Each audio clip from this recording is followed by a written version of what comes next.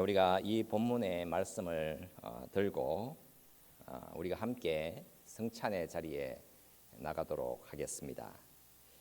이 본문을 우리가 볼 때에 관찰을 좀 잘 할 필요가 있습니다. 우리는 3절 말씀부터 9절 말씀까지를 읽었습니다. 이 말씀 안을 들여다보게 되면 장소는 베다니 나병 환자 시몬의 집이라고 나옵니다. 예수님이 시몬의 집으로 가서 식사를 하시고 있습니다.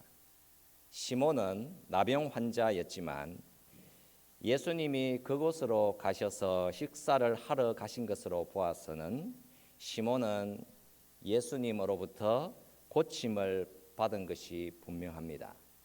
시몬의 집에서 식사를 하는데 한 여자가 들어옵니다.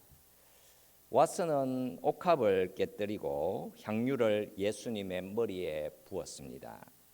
향유를 담고 있는 그 옥합은 매우 귀한 것으로 인도에서 공급이 되는 것이었고 매우 값비싼 것이었습니다. 가격을 따진다면 향유 한 옥합은 한 노동자가 1년 동안을 일을 해서 모을 수 있는 돈입니다. 그 여자는 옥합을 깨뜨려서는 그 옥합을 예수님께 다 부어 드렸던 것입니다. 그래서 향유의 향기가 온 집안에 가득 퍼졌습니다. 그곳에 있던 사람들 중에 누군가가 화를 내었습니다. 한 사람이 말을 했습니다. 이 향유를 300데나리온 이상에 팔아 가난한 자들에게 줄 수 있었겠도다. 이 말에 그곳에 있던 사람들은 같은 목소리를 내기 시작했습니다. 그들은 그 여자를 책망했습니다. 예수께서 말씀하셨지요. 가만두라. 너희가 어찌하여 그녀를 괴롭게 하느냐. 그녀가 내게 좋은 일을 하였느니라. 그러면서 의미심장한 말을 더하셨습니다.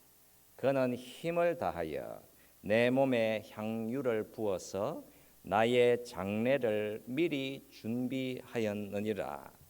그 여자가 그 향유를 부어서 예수님의 장례를 미리 준비했다라고 말씀을 하셨습니다.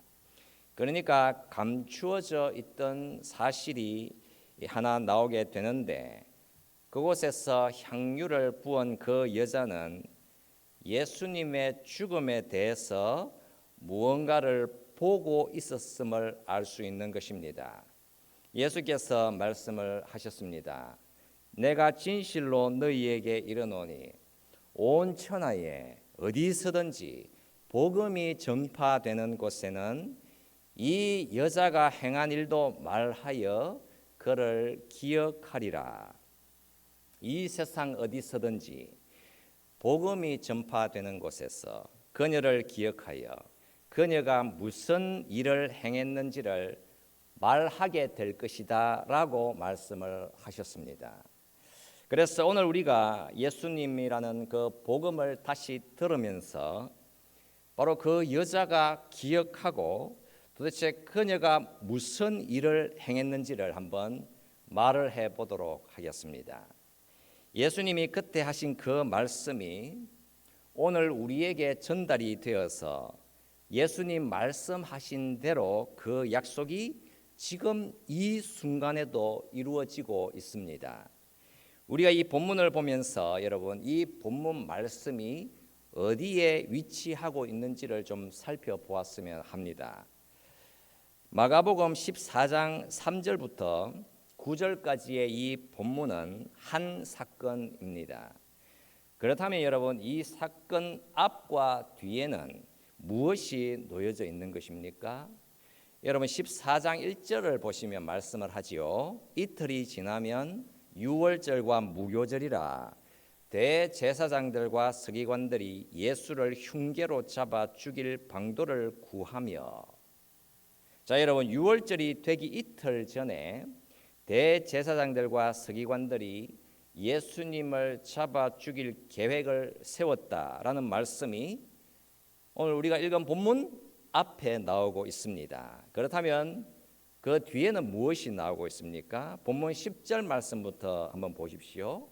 12 중에 하나인 가룟 유다가 예수를 넘겨주려고 대제사장들에게 가매 그들이 듣고 기뻐하여 돈을 주기로 약속하니 유다가 예수를 어떻게 넘겨줄까 하고 그 기회를 찾더라. 자, 여러분, 가룟 유다가 예수님을 배반하여 대제사장들에게 예수님을 팔아넘길 준비를 하고 있습니다. 바로 여러분, 이 전과 후 이야기 안에 한 여자가 예수님께 향유 옥합을 온전히 부어드리는 일을 행한 것입니다. 여러분, 우리가 이 본문을 보면서 특이한 점 한 가지를 확인을 할 필요가 있습니다. 그 특이한 점 한 가지는 이 사건들은 시간적으로 순서가 배치되어 있지를 않다라고 하는 사실입니다. 예수님의 머리에다 향유를 붓는 이 사건은 예수님이 예루살렘으로 입성하기 며칠 전에 일어난 일입니다. 그러니까 좀 더 구체적으로 얘기를 하자면 6월절이 되기 6일 전에 일어난 일입니다. 그런데 마가복음 14장 1절과 2절 그리고 10절과 11절은 예수님이 예루살렘으로 입성한 뒤에 일어난 일입니다. 그러니까 시간적으로는 순서가 맞아 들어가지 않게 이 사건을 배치해 두었습니다. 거기에는 분명한 이유가 있는 것입니다.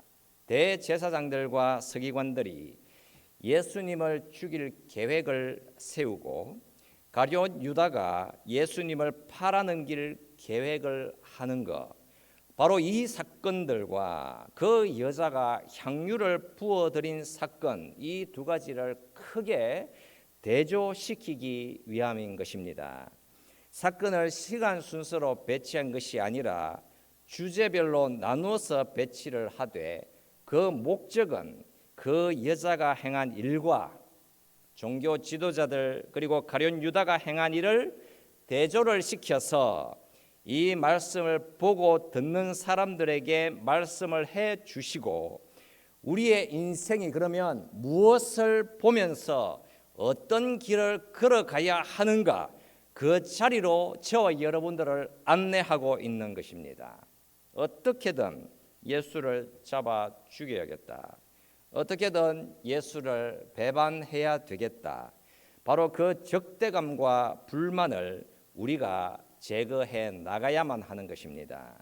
여러분, 과연 이 세상이라는 나라가 예수를 죽이고 싶어 하겠습니까? 여러분 어떻습니까? 당연히 죽이고 싶어 하는 것입니다. 예수라는 그가 내 인생의 주인이 되는 것, 여러분 세상은 절대로 원하지 않습니다. 여러분 예를 하나 들어보겠습니다. 한 복음 전도자가 사람들이 있는 곳에서 복음을 전하고 있었습니다. 왜 우리가 예수를 믿어야 하는지 복음을 전하고 있었지요. 그때 한 여자 청년이 얼굴에 분이 가득하여서 적대감으로 그 복음 전도자에게 저항했습니다. 왜 내가 예수의 부활을 믿어야 하죠? 질문을 했습니다. 복음 전도자가 대답을 했지요. 왜냐하면 역사적인 증거가 있으니까요 라고 대답을 했고, 이 말을 들은 그 여자 청년이 쏘아붙이면서 완강하게 말을 했습니다. 좋아요. 그러면 예수가 죽음에서 부활했다라는 의료 기록을 가져오게 되면 내가 믿어줄게요 라고. 알겠어요? 예수의 의료 차트를 가져와 보세요. 그러면 내 오늘 당장 기독교인이 될게요 라고 소리를 지르면서 말을 했습니다. 복음 전도자가 대답을 했지요. 1세기에는 의료 기록을 보관하지 않았어요 라고 하니까 그 여자 청년이 쏘아붙이면서 말을 했습니다. 와, 정말 뻔뻔스러운 대답이네. 정말 편하군요. 원더풀이라고 조롱을 했습니다. 이에 그 복음 전도자가 말을 했습니다. 그렇게 말하는 당신이 더 뻔뻔한 거 아닌가요? 1세기에는 의료 기록을 보관을 안 할 것을 당연히 알면서도 그런 말을 하다니요. 그렇게 말하는 당신이 더 뻔뻔한 거 아닌가요? 만약 1세기에 의료 기록을 가져오면 내가 믿겠다고? 누가 더 뻔뻔한지 말해 볼까요? 좀 솔직해집시다. 당신이 이렇게 말하는 건 또 얼마나 쉬울까요? 그들이 폴라로이드 필름을 보여주지 않으면 전 안 믿을 거예요. 1세기에는 폴라로이드 필름이 없다는 것을 알면서도 말이죠. 당신이 또 이렇게 말하는 건 또 얼마나 쉬울까요? 글쎄요, 저에게 뉴욕대 병원의 의료 기록을 보여주세요. 그럼 제가 예수의 부활을 믿어 볼게요. 뉴욕대 병원이 1세기에 존재하지 않다라는 것을 알면서도 말이지요. 호메로스, 헤로도투스, 소포클레스, 플라톤, 아리스토텔레스, 그럼 이들의 의료 기록도 한번 보여달라고 해보시지요 라고 대답을 했습니다. 여러분, 이 대화를 보면 어떤 모습이 보이는지를 아십니까? 그렇게 세상은 예수를 불신하겠다고 달려드는 것입니다. 그러니까 아예 믿지를 않겠다. 그런 거를 나보고 믿으라고 나에게 그거를 들이미는 순간 곧 바로 나와 당신은 더 큰 적대감과 거리감을 가지게 되는 것이다. 나에게 예수를 들이밀지 말아라. 바로 그 순간 나는 당신을 더욱더 미워하게 될 것이다. 왜냐? 나는 예수를 싫어하니까. 나는 예수를 알고 싶지도 않으니까 라고 그 심령이 대응을 하는 것입니다. 바로 그 사내들인 공의의 회원들, 바로 그 가룟 유다처럼 이 세상은 동일하게 반응하게 되어 있습니다. 절대로 안 믿겠다. 나는 믿지 않을 것이다. 나는 나를 믿을 것이다. 내가 내 인생의 왕이고 내가 내 인생의 구원자다. 그래서 나보고 이래라 저래라 해서는 안 된다. 나는 그냥 내가 하고 싶은 것만 하며 살 것이다. 여러분, 그게 세상의 선포 아닙니까? 다들 그 길로 달리고 있지 않겠습니까? 믿겠다. 기꺼이 믿겠다. 믿을 준비가 되어 있다. 오 주님, 내가 믿고 싶습니다. 나의 믿음 없음을 도와주시옵소서. 오 주님, 나에게 믿음을 주소서. 내가 당신을 믿고자 하나이다. 여러분, 바로 이 고백으로 우리가 나아가야 하는 거 아니겠습니까? 예수께서 그 자리로 지금 우리를 부르시고 계시는 것입니다. 자, 여러분, 다시 본문으로 한번 들어가 보겠습니다. 예수님이 향유를 부은 그 여자를 책망하는 사람들 앞에서 복음이 전파되는 곳에는 이 여자가 행한 일도 말하며 그를 기억하리라 말씀하셨습니다. 그런데 우리에게는 한 가지 어려움이 있는 것이 사실입니다. 그 여자의 이름을 밝히지 않는다라고 하는 사실입니다. 여러분, 그 여자는 도대체 누구일까요? 마가복음 독자들은 그 여자가 누구일까 궁금해하겠지만, 그래도 그들은 알 수 없겠지만, 그러나 우리는 그 여자가 누구인지 알 수 있습니다. 우리는 그러면 무엇을 가지고 있는가 하니, 마태복음, 마가복음, 누가복음, 요한복음이라고 하는 복음서 성경들을 가지고 있습니다. 마지막 복음서인 요한복음, 바로 거기에서 이 여인이 누구인지 그 정체를 밝혀줍니다. 오늘 이 본문에 등장하고 있는 그 익명의 여자, 그 여자는 바로 베다니에서 살고 있었던 나사로의 누이 동생 마리아입니다.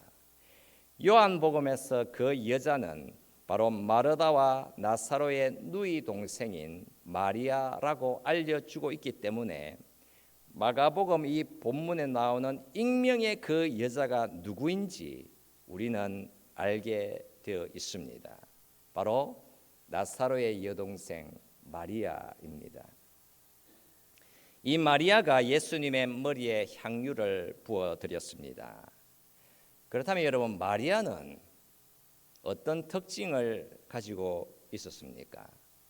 여러분, 요한복음 12장에서 말씀을 하지요. 마리아는 지극히 비싼 향유, 곧 순전한 나드 한 근을 가져다가 예수의 발에 붓고 자기의 머리털로 그의 발을 닦으니 향유 냄새가 집에 가득하더라.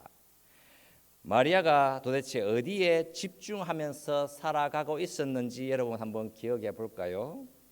주께서 대답하여 이르시되 마르다야 마르다야 네가 많은 일로 염려하고 근심하나 몇 가지만 하든지 혹은 한 가지만이라도 족하니라. 마리아는 이 좋은 편을 택했으니 빼앗기지 아니하리라. 여러분, 마리아는 어디에 집중하며 살았습니까? 성경에서 말씀을 해주고 있지요. 그에게 마리아라 하는 동생이 있어 주의 발치에 앉아 그의 말씀을 듣더니, 이게 바로 마리아가 걸어간 길이었습니다. 예수께서 하신 말씀, 마리아는 이 좋은 편을 택하였으니 빼앗기지 아니하리라. 그러니까 마리아는 예수님의 말씀을 듣는 데 집중하면서 살고 있었다라는 사실입니다. 이 말씀이 던지는 질문은 정말 분명한 것이지요. 복음이 전파되는 곳에는 이 여자가 행한 일도 말하여 그를 기억하리라고 했습니다. 그렇다면 이 여자는 무슨 일을 행했으며 우리는 그녀에 대해서 무엇에 대해서 말하게 되는 것이겠습니까? 더 구체적으로 질문을 하면 나사로의 여동생 마리아는 예수님에 대하여 무슨 일을 행하였으며 마리아가 후대에 남겨주는 신앙의 유산은 도대체 무엇이겠습니까? 여러분, 우리는 마리아에 대해서 무엇을 배울 수가 있겠습니까? 마리아가 매우 값진 향유를 가지고 왔으는 그 옥합을 깨뜨리고 그 전부를 예수님께 부어드렸다는 것입니다. 여러분, 이 행위가 의미하는 바 마리아가 예수님의 장례를 미리 준비했다라는 것입니다.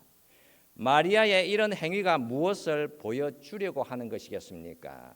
마리아가 예수님의 머리에 값비싼 향유를 부어드리는 그 행위, 여러분, 그 표면 아래에는 어떤 진실, 어떤 사실이 놓여져 있는 것이겠습니까? 여러분, 2024년 고난주일에 우리가 이 질문을 좀 던져보았으면 합니다. 그러니까 고난주일의 핵심은 항상 언제나 늘 예수님의 십자가 대속의 죽음 아닙니까? 예수님이 마리아라고 하는 여자를 등장시키면서 그 여자를 통해서 우리에게 말씀을 해 주시고 있는 것입니다. 마리아는 무언가를 보고 있었다라고 하는 말씀이지요. 마리아는 정말 중요한 것을 보고 있었다라고 말씀을 하는 것입니다.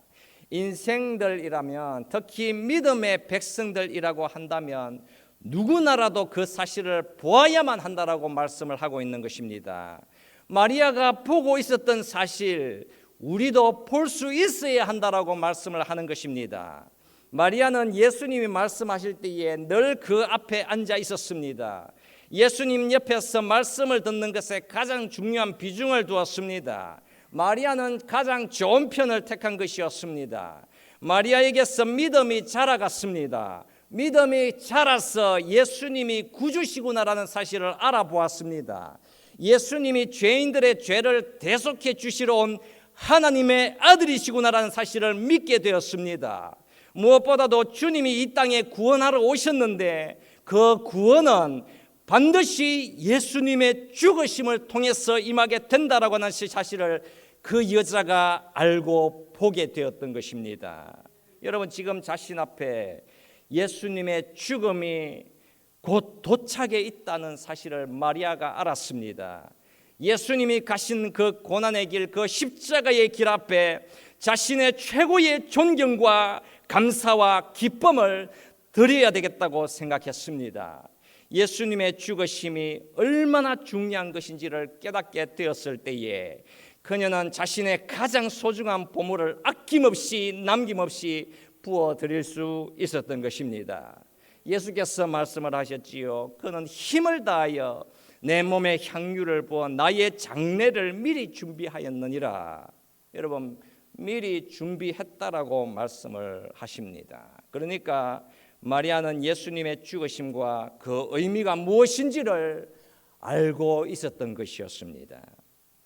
생각 없이 그냥 충동적으로 향유를 부어드린 것이 아니라 하나님의 말씀을 가까이서 보고 듣고 깨달아서 심사숙고하여서 믿음으로 부어드린 것이다 라고 말씀을 하고 있는 것입니다. 여러분, 우리가 성찬의 자리에 나아가기 전에 이 본문에 나오는 익명의 그 여자, 즉 우리는 그 여자가 마리아라는 사실을 알게 되었습니다. 자, 그 여자가 보여주는 그 마음, 우리도 여러분 그 마음을 들고 이 성찬의 자리에 나아가야만 하는 것입니다. 사실 순전한 나드 한 옥합의 가치라고 하는 것은 예수님의 십자가 보혈과는 비교조차 할 수 없는 것이겠지요. 마리아가 부어드린 그 향유가 몇백 명 아니면 몇천 명의 가난한 자들의 배를 한 끼 정도는 채워줄 수 있었던 것이라면 예수님이 십자가에서 흘리신 그 피는 이 세상의 모든 죄인들의 모든 죄악들을 다 씻어 버릴 수 있으며 그 피가 죄로 인한 사망의 길에서 영생으로 변화시키는 유일한 피인 것이며 오직 그 피가 죄인들을 하나님과 화목시키는 참된 만남으로 안내해주는 피인 것입니다. 여러분, 고난주일 앞에 서서 우리의 마음을 열어서 우리가 빛을 좀 볼 수 있기를 원합니다. 우리의 마음이 열려지고 하나님께서 지금 나를 위해서 무언가를 하시는구나, 정말 놀라운 일이 나에게 일어나고 있구나, 여러분 그 하나님의 능력을 좀 구체적으로 경험하기를 원합니다. 내 인생에 내가 비로소 무언가를 보게 되었다라든가 처음으로 무언가를 듣게 되었다, 여러분 지금 이 순간 내가 엄청난 것을 보게 되는구나라고 하는 구체적인 고백이 나올 수 있기를 바랍니다. 여러분, 우리가 걸어온 인생의 그 길들,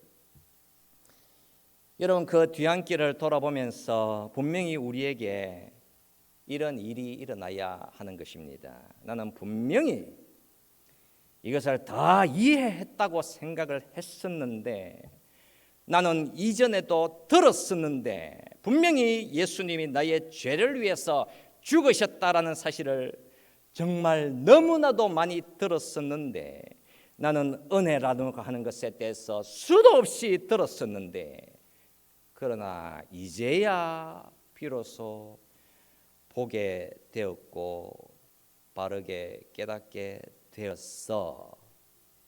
여러분, 이런 일이 우리에게 일어나지 않는다고 한다면 아마도 우리는 복음이 무엇인지 제대로 알지 못했을 가능성이 큽니다. 한 사람이 자신이 걸어온 신앙의 여정에 대해서 이런 이야기를 해주었습니다. 이 사람은 대학을 다니고 있었을 때에 기독교인이 되었습니다. 그리고 그가 군대에 갔는데 거기에서 군대 목사인 군종을 만나게 되었습니다. 이 사람이 군종에게 그런 말을 했습니다. 당신처럼 어느 누구도 나에게 복음에 대해서 말해준 사람이 없었는데 왜 그랬을까요? 당신을 만나기 전에 나는 어느 누구로부터도 복음에 대해서 들어본 적이 없습니다. 종교개혁자인 마틴 루터도 왜 복음에 대해서 잘 몰랐을까요? 이런 말을 했습니다. 이 말을 군종이 가만히 그냥 듣고 있었지요. 그 사람은 계속해서 말을 했습니다. 나는 심지어 성경 과목 수업도 들었습니다. 또 종교개혁자 루터가 쓴 갈라디아서 주석도 읽었습니다. 그것으로 숙제도 했었지요. 그런데 그곳에는 복음이 없었습니다 라고 했습니다. 군종이 이제 대답을 했지요. 다시 가서 읽어봐 라고 말입니다. 이렇게 1년이 흐른 후에 그 사람이 군종을 다시 만나서는 이런 말을 했다고 합니다. 사실 루터는 갈라디아서 주석의 모든 페이지 거기에는 다 복음이 기록되어 있었습니다라고 고백을 했습니다. 그리고는 자신이 교회에서 경험한 일도 군중에게 얘기해 주었습니다. 내가 섬기는 교회에 아이들이 있습니다. 언젠가 미래에 그들도 나에게 이런 말을 하지 않을까요? 나는 이런 교회 저런 교회에서 자랐습니다. 그런데 나는 복음을 한 번도 듣지 못했습니다 라고 말입니다. 여러분 어떤 것 같습니까? 성은 장로 교회를 거쳐간 사람들, 많은 사람들이 거쳐갔겠지요. 그들도 그런 말을 할 수 있을 것입니다. 나는 성은 장로교회를 다녔고 그 교회에서 성장했는데 나는 단 한 번도 복음에 대해서 들어보지를 못했습니다. 여러분, 이런 일은 지금 이 순간에도 일어나고 있는 것이고 분명히 일어나게 되어 있으며 일어날 수 있는 일이겠지요. 나는 지난해까지는 복음에 대해서 듣지 못했습니다. 올해 이제서야 듣게 되었습니다. 5년 전에는 복음을 몰랐습니다. 그런데 내가 교회를 다닌 지 6년째인데 이제야 복음이 들립니다. 여러분, 예수께서 말씀을 하셨습니다. 그는 힘을 다하여 내 몸에 향유를 부어 내 장례를 미리 준비하였느니라. 온 천하에서든지 복음이 전파되는 곳에는 이 여자가 행한 일도 말하며 그를 기억하리라. 여러분, 무엇이 다시 증거가 되고 있습니까?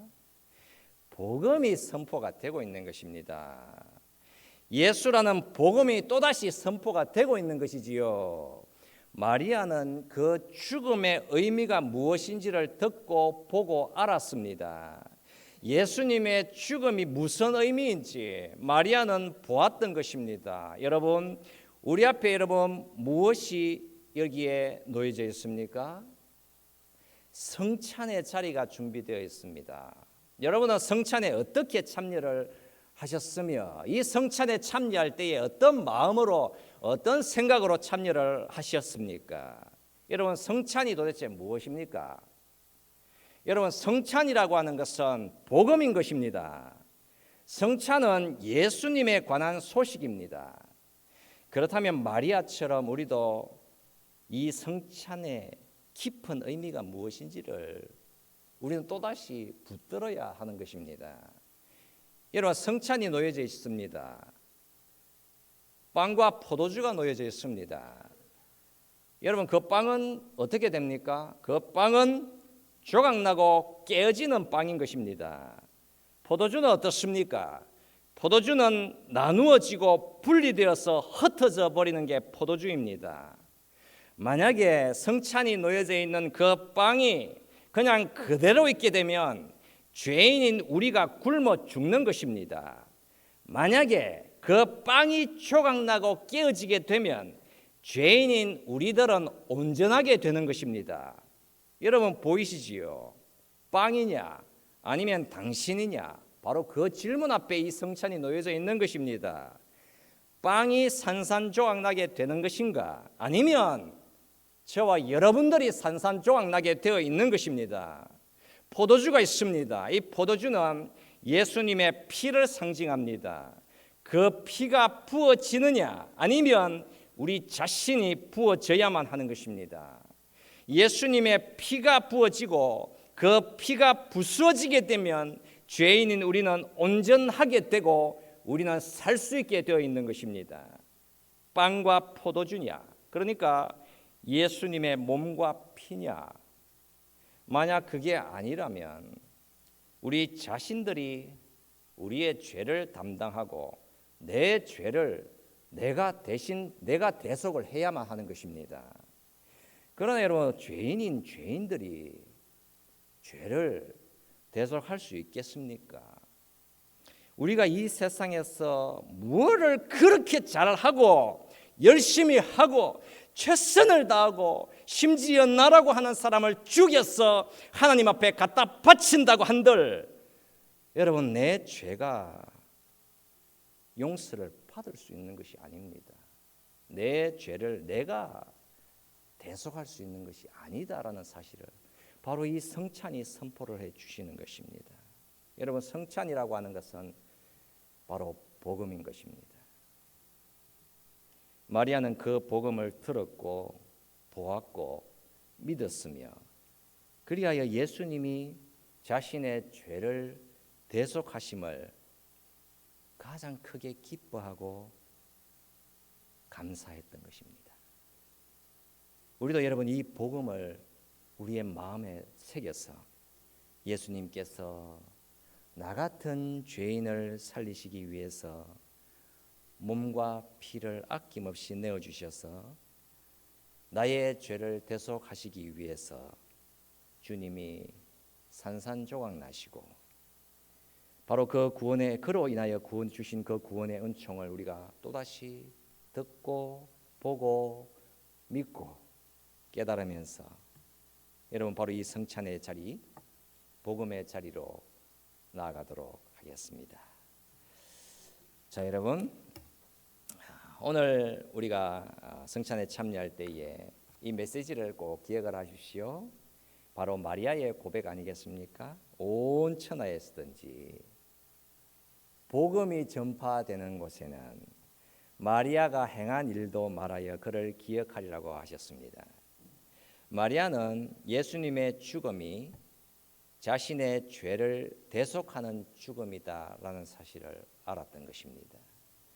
우리는 또다시 예수님이라는 복음을 듣습니다. 그 복음을 듣게 될 때에 정말 그 복음이라고 하는 것이 나의 인생에 있어서 가장 중요한 소식이고 정말 가장 놀라운 고백이다. 여러분 이 마음을 하나님께 드리시면서 그 복음이 또다시 나에게 나의 마음을 울리고 그 복음이 나의 앞에 놓여져 있구나 라는 사실을 우리가 진짜 하나님 앞에 감사드리면서 이 성찬에 참여하도록 하겠습니다. 장로님들 앞으로 나오시고요.